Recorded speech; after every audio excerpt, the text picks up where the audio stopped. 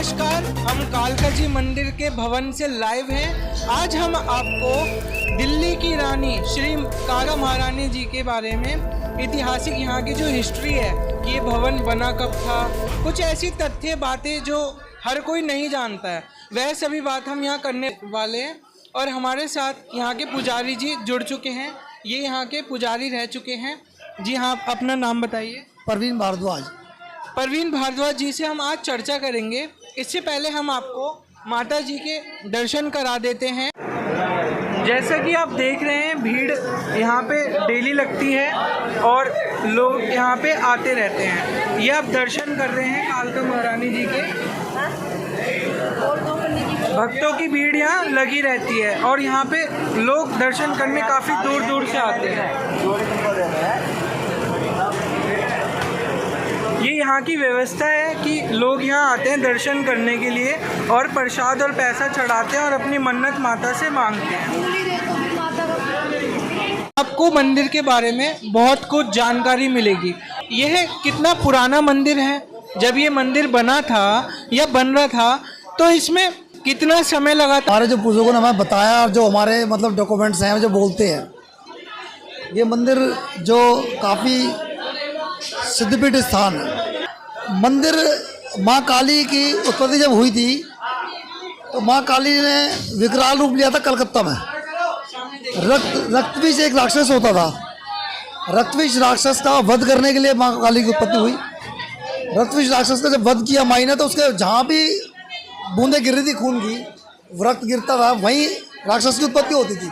तो उसका संहार करते करते माई ये अरावली हिल यहाँ पे आ गई कलकत्ता से। कलकत्ता में विकराल रूप आज भी माँ काली का मंदिर बना हुआ है। और यहाँ पे आने के बाद जब सारे राक्षस माई ने मार दिए, सब वध हो गए, सब खत्म हो गए, तो किसी भी देवता की इतनी मतलब हिम्मत नहीं थी कि उनके आगे कोई खड़ा हो जाए, कि माँ बहुत गुस्से में थी उस समय। शंकर जी, सब देवताओं ने आराधना शंकर जी से की और शंकर जी माँ के सामने आए, और वो भी सामने नहीं आए, नीचे आके लेट गए। आज भी शंकर जी का मंदिर पीछे बना हुआ है, स्वयंभू मंदिर है वो। हाँ, जब वो आके लेट गए तब माँ उनके ऊपर जब पैर आया तो माँ के जीवा बाहर आ गई, ये तो मेरे पति हैं। फिर माँ शांत होकर नीचे बैठ गई।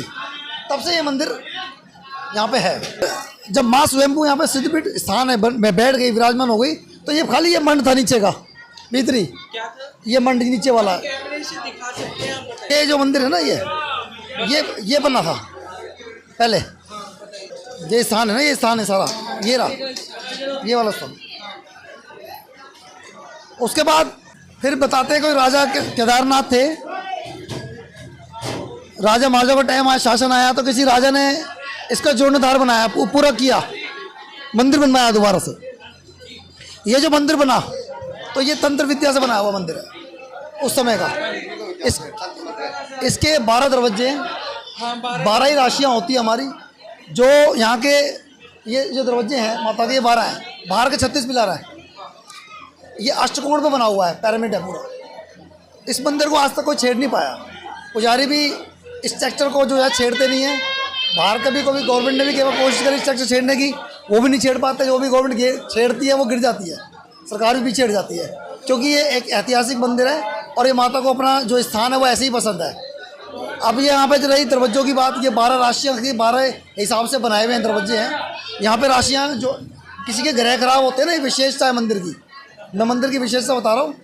जो यहाँ पे किसी के अगर ग्रह खराब चल रहे हैं तो वो पूजा पाठ करेगा, तो उसे कोई मंत्र की ज़रूरत नहीं है, सिर्फ दान की ज़रूरत है। दाल, आटा, चीनी, चावल, हरा कपड़ा, लाल कपड़ा, पीला कपड़ा, काला कपड़ा, शराब और तुम्हारा हलवा, चने का प्रसाद, मुर्गे, बकरे, ये सब चीज़ चढ़ती है।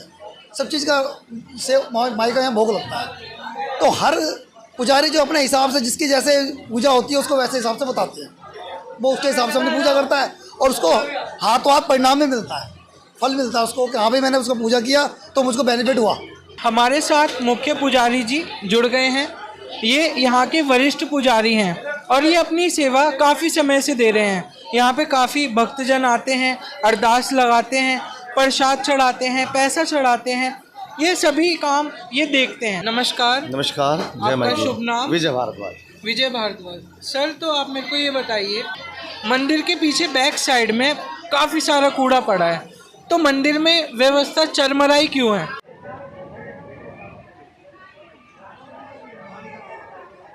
देखिए वो कूड़ा नहीं है, वो मलबा है। जो कि यहाँ यात्री आते हैं, जो वो फूल प्रसाद चढ़ाते हैं, उसमें से कुछ बिखर जाता है, तो वो मलबा नहीं, वो मलबा है, वो फूलों का मलबा है, कूड़ा नहीं है वो। पे मैंने देखा था जब मैं यहाँ पे आया था तो थैलियों में प्रसाद बिक रहा है, तो यहाँ पे भगदड़ मची थी पुलिस को देखते ही बिना वजह। तो ऐसा क्यों है कि मंदिर में प्रसाद चढ़ता तो है लेकिन उसको बेचने नहीं दिया जाता है? देखिए असल में हम भी चाहते हैं कि थैली में ये प्रसाद बिके ना, तो हम भी इस चीज़ के विरोध में हैं। हम एडमिनिस्ट्रेटर साहब बैठे हुए हैं, हम भी इस चीज़ के विरोध में हैं कि प्रसाद बिके नहीं, लेकिन फिर भी लोग उस प्रसाद को बेचते हैं। तो इसको रोकने की जो सिस्टम है वो प्रशासन ही रोकेगा, पुजारी। सर तो प्रसाद को बेचने के क्रम में एक वाक्य हुआ था जब हम यहाँ पे आए थे, तो जिस तरीके से भगदड़ मची और जो प्रसाद बेचने वाला व्यक्ति था उसने प्रसाद को टॉयलेट के पीछे रखा स्थान पे, ऐसे रख दिया नीचे, और फिर वो उसको छोड़ के ऐसे खड़ा हो गया जैसे वो कुछ जानता ही नहीं है, और उसी प्रसाद को लोग खरीद रहे हैं और पवित्र स्थान पर वो चढ़ाया जा रहा है। तो आप इस कहाँ तक सहमत हैं इन वाक्यों से? देखिए टॉयलेट के पीछे प्रसाद रख रहा है, टॉयलेट के पीछे प्रसाद रख रहा है, वो लड़का टॉयलेट के पीछे प्रसाद रख रहा है, इसी प्रसाद को वो बेचेगा। अरे टॉयलेट नहीं है, बकवास मत कर, मेरे को पता है टॉयलेट है वो। मेरे को के टॉयलेट नहीं है।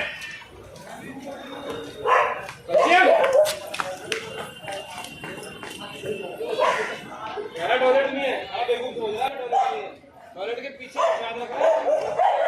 क्यों से? देखिए असल में क्या है, तो ये तो उसकी बुद्धि का बात है कि उसकी बुद्धि किस स्तर तक गिर गई है।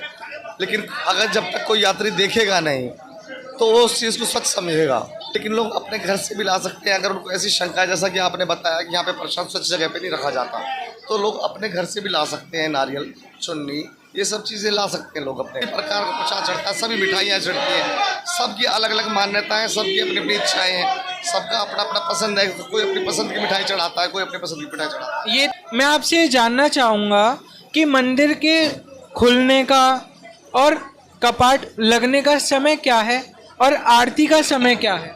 देखिए मंदिर सवेरे 3 बजे खुल जाता है और सवेरे 4 बजे से आरती की प्रक्रिया शुरू हो जाती है, जिसके अंदर पहले गणेश वंदना होती है। गणेश वंदना के बाद कपाट बंद कर दिए जाते हैं और माई का स्नान, माई का श्रृंगार किया जाता है। माई के स्नान और श्रृंगार के बाद में फिर आरती शुरू होती है माई की। इसी प्रकार से शाम को होती है। मंदिर में आता है चाहे वह अमीर हो गरीब हो, लेकिन एक पवित्र स्थान के कुछ नियम होते हैं, कायदे होते हैं। वह क्या है कि आप जूते चप्पल बाहर उतारें, स्वच्छ होकर आएं। तो ये जूते चप्पल की व्यवस्था मंदिर में कहीं अच्छे से दिखाई नहीं देती है। इसके चलन में 10 रुपये लिए जाते हैं, बल्कि किसी भी संस्थान में अगर हम जाते हैं, मंदिर है, तो वहाँ पैसे नहीं लेने चाहिए। तो आप इस पर क्या कहना चाहेंगे? पैसे तो नहीं लिए जाते हैं, 10 रुपये लिए जाते हैं, लोगों ने हमको लाइन में बताया। ऐसा हो सकता है कि वो कोई जन बैठ गया और उसने पैसे ले लिए हों, लेकिन जो मंदिर की तरफ से जो व्यवस्था है उसमें पैसे नहीं लिए जाते हैं। आप उधर से रामपुरा की तरफ से आएंगे तो उधर भी रैक लगे हुए हैं, नीचे की तरफ से आएंगे तो उधर भी रैक लगे हुए हैं। लेकिन लोगों ने अपने अपने रास्ते बना लिए, अपनी सुविधा के हिसाब से लोग करते हैं। कुछ लोग मंदिर के पास ही जूते चप्पल उतारते हैं। तो आपके हिसाब से एडमिनिस्ट्रेशन जो यहाँ का है, तो वो ऐसी व्यवस्था क्यों नहीं करता है जिससे लोगों को अच्छी सुविधा मिले? देखिए इसमें लोगों को भी सहयोग बहुत ज़रूरी है। एडमिनिस्ट्रेशन अपनी तरफ से बेहतर काम कर रहा है, पुजारी अपनी तरफ से मंदिर के हित में बेहतर काम कर रहा है, लेकिन इस सब में यात्रियों का सहयोग भी, भक्तों का सहयोग भी बहुत ज़रूरी है। ये भक्तों को भी सोचना चाहिए। भक्तों को पता है कि मंदिर में हमें जाना है तो हमें जूते चप्पल पहन के नहीं जाना है, हमें मंदिर परिसर से बहुत दूर जूते उतारने हैं। मंदिर की जो देख रेख है वह किसके हाथ में होती है सुबह से लेकर रात तक? देखिए पुजारी के हाथ में होती है, जो बारीदार होता है उस समय का। हर महीने 29-30 दिन के बाद में पुजारी बदल जाता है। तो अभी पुजारी कौन है? अभी पीयूष भारद्वाज और दीपक भारद्वाज। पुजारी जी, मैं आपसे जानना चाहूँगा, मंदिर में जो भी भक्त आते हैं वे आरती के लिए कैसे आएंगे? मतलब आरती में जिसको रुचि है, माता की आरती श्रृंगार देखना चाहते हैं, जब शुरू होता है तो वे किस समय पे आ सकते हैं और वो कैसे आएंगे? कैसे सुविधा मिलेगी आम लोगों को? देखिए मंदिर में सर्दियों में जो आरती का समय है वो 4 बजे है। 4 बजे हम लोग गणेश वंदना में बैठ जाते हैं। मंदिर के कपाट बंद कर दिए जाते हैं, माई का स्नान होता है, माई का श्रृंगार होता है। उसके बाद 4:30 बजे करीब में मंदिर के पट फिर से खोल दिए जाते हैं और आरती शुरू हो जाती है। मैं आपके माध्यम से भक्तजनों से अनुरोध करना चाहता हूँ कि सबसे पहले वो अपना जो परिधान है उसकी तरफ थोड़ा सा सावधानी बरतें। कुछ लोग आते हैं यहाँ पे मिनी स्कर्ट पहन के आ जाते हैं, कुछ अपना छोटा वो निक्कर टाइप पहन के आ जाते हैं। अगर आप मंदिर में जा रहे हैं तो आप जब पूजा करने जा रहे हैं तो आप उनकी मर्यादाओं का ध्यान रखें। आप मंदिर से बाजार में जा रहे हैं, आप कोई भी कपड़ा पहन सकते हैं, लेकिन आप मंदिर में आ रहे हैं, आप सूट सलवार साड़ी पोशाक आपकी पूरी होनी चाहिए। यहाँ पर आप आ रहे हैं तो थोड़ा सब्र रखें, संयम रखें, समय निकाल के आएँ। ऐसा ना हो कि आदमी धक्का मुक्की, यहाँ पुजारी धक्का मुक्की नहीं करता है, प्रशासन नहीं करता है, जनता धक्का मुक्की करती है। थोड़ा समय निकाल कर आए, अपने जेवरों को अपने घर पे रख कर आए ताकि उनका ध्यान माई की भक्ति में लगे। आप जेवर पहन के आते हैं, आपका ध्यान आपके जेवरों में लगा रहता है, धक्का मुक्की होती है, तो थोड़ा पेशेंस यहाँ के भक्तों से अनुरोध करना चाहता हूँ, थोड़ा पेशेंस रखें। सभी को दर्शन होते हैं, सभी को प्रसाद मिलता है। जो प्रसाद घर से लेके आता है उनको भी प्रसाद मिलता है, और जो भक्त घर से प्रसाद लेकर नहीं आते हैं माई की कृपा से यहाँ पर उनको भी प्रसाद मिलता है। धन्यवाद।